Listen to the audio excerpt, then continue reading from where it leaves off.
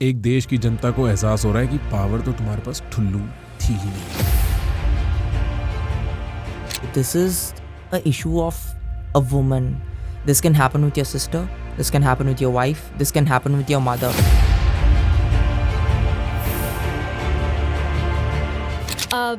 उसमें पूरी बॉडी से अलग अलग जगह से ब्लीडिंग है. आईज में से ब्लीडिंग था. Vagina was bleeding. There was 151 milligram of semen, which is practically not at all possible for one male to ejaculate. एक मेल मैक्सिमम 10 से 15 मिलीग्राम. अगर मान लो उसने 2-3 बार भी किया होगा, second time the quantity will reduce, third time will reduce more. So it's not at all possible for one man to do it. तो what happened, there is a medical college, RGKar Medical College in West Bengal, Kolkata, जहाँ पे एक second year resident of chest medicine department, like हम लोगों का क्या होता है, पहले हम लोग नीट यूजी एग्जाम क्लियर करते हैं, उसके बाद 5.5 साल की MBBS होती है, then we clear another exam called NEET PG, first year of residency start होता है. सो शी इज़ डन यहाँ तक. अभी she is in second year. तो interns, for example I am an intern, हम लोगों को बहुत ज़्यादा काम होता है, हमारी ड्यूटीज़ बहुत एक्सटेंसिव लेवल पे होती हैं. फर्स्ट ईयर रेजिडेंट की और भी अलग लेवल पे होती है, क्योंकि मैं कुछ गलती कर दूंगी, I have my first year resident कि भैया दीदी ये गलती हो गई, now please manage, please help us. But पूरा हॉस्पिटल रात भर सब कुछ वो फर्स्ट ईयर रेजिडेंट के ऊपर छोड़ दिया जाता है. सेकेंड ईयर्स भी ऑन कॉल रहते हैं, क्योंकि फर्स्ट ईयर भी तो अभी पहले आया है, उसने उतना प्रैक्टिकली चीज़ों को अप्लाई नहीं किया है. तो सेकेंड ईयर्स को हम लोग इनफैक्ट खुद ऐसे बोल देते हैं कि आप भी तो सेम स्टेज से गुजरे हो, तो इट्स बेटर अब आप रेस्ट ले लो. तो व्हाट हैपेंड, रात को 11 बजे के आसपास उन्होंने अपनी मम्मा को कॉल किया, मम्मा आई एम फाइन एंड अभी मैं राउंड देने जा रही हूँ. वो राउंड देने के लिए गई, उनकी मम्मा सो गई एज यूजुअल. जिस दिन ये इंसिडेंट हुआ, होते होते पेरेंट्स को पता चलते चलते शाम हो चुकी थी. तो 9th ऐसे ही चला गया. 10th को अभी हम लोगों का क्या होता है, पूरा यूनिवर्सिटी में सेम एग्जाम्स होते हैं, तो वी हैव ग्रुप्स. तो अभी बाहर कहीं ये बात नहीं गई, बट वहाँ के लोगों ने, बच्चों ने ग्रुप्स में ये बातें हमको बताना स्टार्ट किया.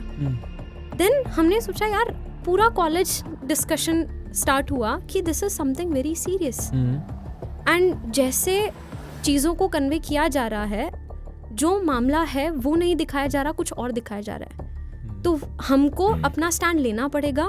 And from 10th itself we started. तो 11 बजे के आसपास लास्ट उनकी मम्मा से बात हुई. She was absolutely fine, everything was normal. Round complete हुआ होगा, उन्होंने अपना काम किया होगा, और 2-3 बजे के आसपास बोला गया है कि उन्होंने अपनी जूनियर्स के साथ, एक इंटर्न और एक जूनियर रेजिडेंट फर्स्ट ईयर, उनके साथ उन्होंने डिनर किया. उसके बाद अभी मान लो इंटर्न और उस पेशेंट फ्लो भी बहुत कम हो जाता है. डिपेंड करता है डिपार्टमेंट्स के ऊपर. जैसे मेडिसिन है, मेडिसिन में बहुत ज़्यादा फ्लो रहता है, but departments like chest medicine and all, उसमें थोड़ा रात में फ्लो कम होता है. तो intern and first year can manage. तो हम लोग वहाँ पे उस वार्ड के आसपास ही रहते हैं. एंड सीनियर्स को हम बोल देते हैं ठीक है दीदी आप सो जाओ, अगर कुछ ऐसा केस आया जो हमसे मैनेज नहीं हो सकता, वी विल कॉल यू. तो ऐसा ही उनके जूनियर्स ने बोला होगा. और वहाँ के जो जितने भी रेजिडेंट्स हैं, जितने भी डॉक्टर्स हैं, वो बोल रहे हैं कि वहाँ पे कोई अच्छा ऑन ड्यूटी डॉक्टर के लिए रेस्टिंग रूम नहीं है. दैट्स वाई सेमिनार रूम में 1-2 बेड लगे हुए थे, वो शायद वहाँ पे रेस्ट करने के लिए गई 3 बजे के आसपास.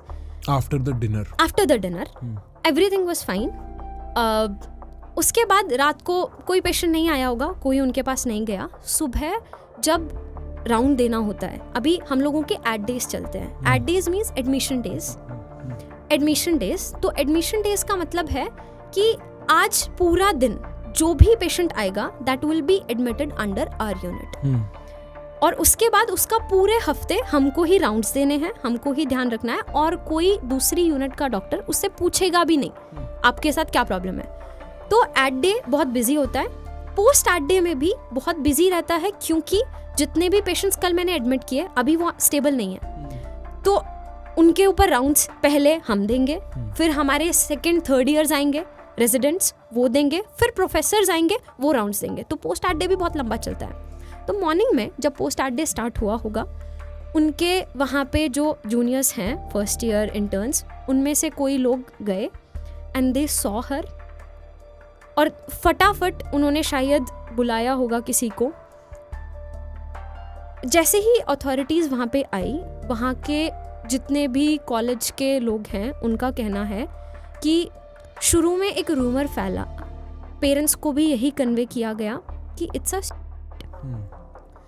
पापा मम्मा को 11 बजे के आसपास कॉल जाता है कि आपकी बेटी बहुत ज़्यादा बीमार है, फटाफट से हॉस्पिटल आ जाओ। 11 बजे सुबह 11, क्योंकि रात को the girl has spoken and said पापा मैं सही हूँ। क्योंकि मैं भी रात को ही बात करती हूँ हर रोज, ठीक। 7-8 बजे के आसपास, अगले दिन 7-8 बजे। Parents do not call, normal life चल रहा है, मेरे को सोना भी है, एट डे करके I need to go and sleep.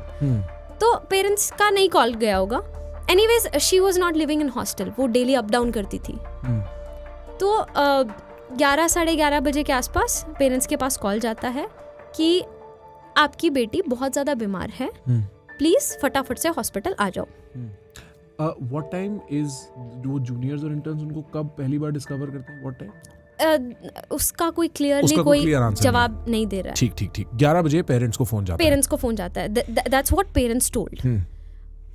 जैसे ही, अब रात को ही तो बात हुई है, इतना तो पता होता है कि बच्चा बीमार था कि नहीं था, तो दे गॉट वरिड कि यार ऐसा कैसे हो सकता है। सो दे स्टार्टेड कॉलिंग बैक। फिर किसी ने कॉल नहीं उठाया। 10-15 मिनट बाद जाके किसी ने फिर से पिकअप किया और उन्होंने बोला इस बार कि आपकी बेटी कर लिया। अभी she was mentally fine also, बात भी नॉर्मल कर रही थी, कुछ मतलब ऐसे गड़बड़ था ही नहीं। तो उनके पेरेंट्स ने बोला कि इस टाइम पे हमको समझ में आ गया कुछ तो गड़बड़ बहुत ज़्यादा चल रही है, जो हमको शायद बताया नहीं जा रहा है, क्या चल रहा है पता नहीं। वी पैनिक्ड एंड उन्होंने अपने आस पड़ोस में जो क्लोज होते हैं उनको साथ में लिया, और वो 1 बजे के आसपास तक, जो हमको हमारे फ्रेंड्स एंड इंटरव्यूज़ जितने हमने देखे उसमें बताया जा रहा है कि वो 1 बजे के आसपास तक वहाँ पे पहुँचे। 1 बजे के आसपास जब वो वहाँ गए, पेरेंट्स ने हाई कोर्ट में भी, कैलकाटा नेशनल जो हाई कोर्ट है, हाँ, वहाँ पे भी कंप्लेन की कि 3 घंटे तक हमको हमारी बेटी को नहीं देखने दिया गया। बिटवीन 11 एंड 1 बजे के आसपास तक वो हॉस्पिटल पहुँच पाए। अच्छा, 1 से 4 बजे तक भी देखने नहीं दिया। उसके बाद जब देखा तो जो उनकी आंट, उनके पेरेंट्स तो बयां नहीं कर पा रहे हैं, उनकी आंट ने जो बयां किया, मतलब वो सुनने के बाद उस रात तो मेरे को नींद नहीं आई। She told as soon as father went, he clicked a picture, he came back, he showed to us. In that picture both the legs of the girl were wide open, like it means the pelvic girdle was broken. The pelvic girdle is the bone in the pelvis. Yeah. हाँ।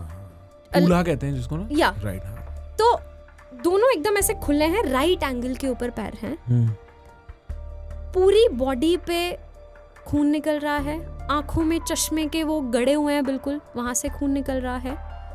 तो इतना तो समझ में आ गया ये suicide तो 11 तारीख तक ही वो लोग बोलते हैं कि द पर्सन, उसका बैकग्राउंड भी बहुत बोला कि 4 शादियां उसने की थी, 3 वाइफ, एक का कैंसर से डेथ हो गया, 3 के साथ तलाक वलाक हो गया, and he do have and all in his phone and this and that. और उन्होंने बोला कि वहाँ पे पास में एक कैमरा था, CCTV, जिसमें देखा गया कि वो आ रहा था अराउंड 3 o'clock एंड 4-5 बजे के आसपास वो वापस गया। एंड ये चीज़ मतलब उन्होंने जैसे ही पकड़ा, उन्होंने बोला कि उसका जो ब्लूटूथ ईयरफोन्स जिससे गाने हम लोग सुनते हैं वो वहाँ पे रह गया था। तो हमने शक हुआ, हमने 4-5 लोगों को CCTV में देखा, उसके जब वो आया था तब उसके पास वो ब्लूटूथ था, जब वो गया नहीं था, तो हमको शक हुआ, हमने बुलाया, we tried connecting that Bluetooth to his phone and it got connected.